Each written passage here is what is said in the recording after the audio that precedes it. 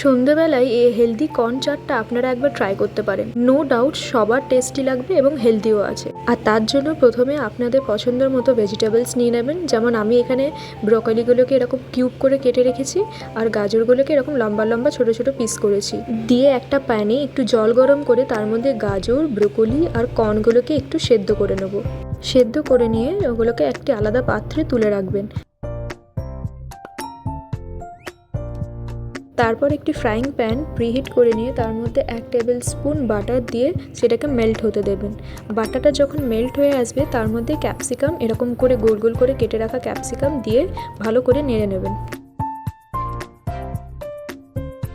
ক্যাপসিকামটা নাড়া হয়ে গেলে তারপর আপনাদের যেই ভেজিটেবলসগুলো বয়েল করে রেখেছিলেন সেগুলো আস্তে আস্তে অ্যাড করে দেবেন এখানে। দিয়ে সেটাকে খানিকক্ষণ নেড়ে নেওয়ার পর স্বাদ মতো লবণ দিয়ে আবার একটুখানি সতে করে নেবেন।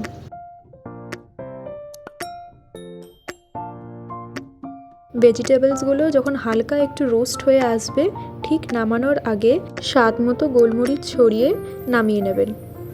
তারপর সার্ভ করার সময় একটা লেবু কেটে ওপর থেকে জাস্ট ছড়িয়ে দেবেন। তাহলেই আপনাদের গরম গরম corn chaat ready. Hope you enjoyed the video. If you enjoyed the video, please don't forget to subscribe my channel. Bye bye. Stay tuned till the next vlog is uploaded. Bye.